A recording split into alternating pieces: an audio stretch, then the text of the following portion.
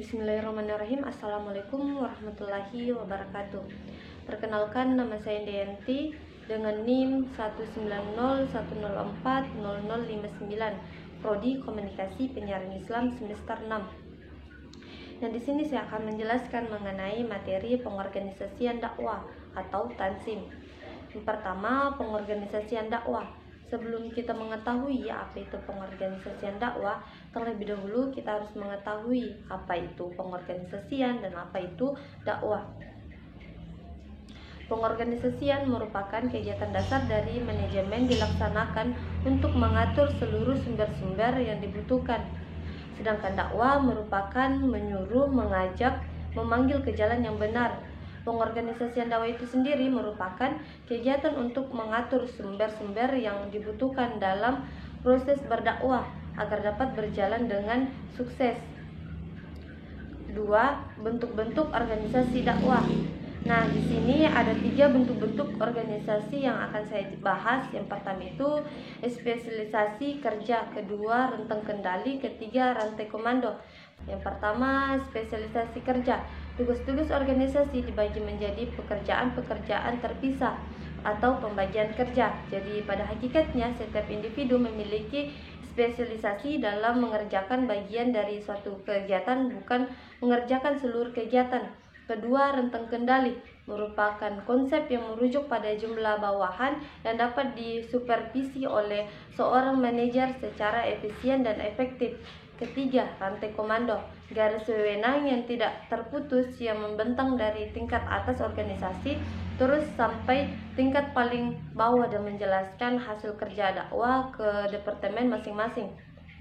Ketiga, desain pengorganisasian. Nah, di sini ada 2 yang saya jelaskan.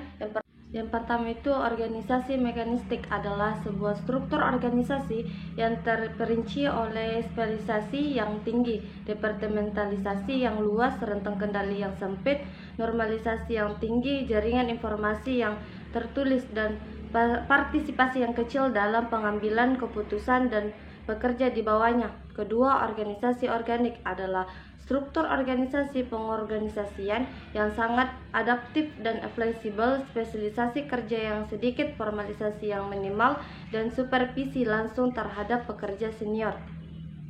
4. Strategi dan struktur dakwah. Strategi pada organisasi dakwah difokuskan pada inovasi para pelaku dakwah yang akan mencerminkan usaha organisasi untuk mengejar inovatif menghadapi mad'u. Minimalisasi biaya yang mencerminkan usaha biaya organisasi untuk melakukan pengendalian biaya secara ketat dalam aktivitas dakwah. Adapun faktor-faktor organisasi mempengaruhi strategi dan struktur dakwah. Yang pertama itu takaran dan struktur, kedua teknologi dan struktur, ketiga ketidakpastian lingkungan, 5. Komunikasi dan desain pengorganisasian dakwah. Di era sekarang, di mana teknologi komunikasi informasi atau TIK berkembang dengan pesatnya, hal ini tentunya menjamin kemudahan kepada para penggunanya dalam hal komunikasi dan memperoleh informasi, di mana keduanya dapat dilakukan tanpa dibatasi oleh ruang dan waktu selama terkoneksi dengan jaringan. Kejadian ini tentunya memiliki pengaruh terhadap ekstensi organisasi dakwah itu sendiri, di mana kemudahan dalam hal berkomunikasi dengan memanfaatkan teknologi informasi komunikasi akan mempermudah jalannya koordinasi antara anggota organisasi. Ketika koordinasi antara organisasi dakwah bisa berjalan lancar, maka tujuan daripada organisasi itu pasti bisa terwujud. 6. Tujuan pengorganisasian.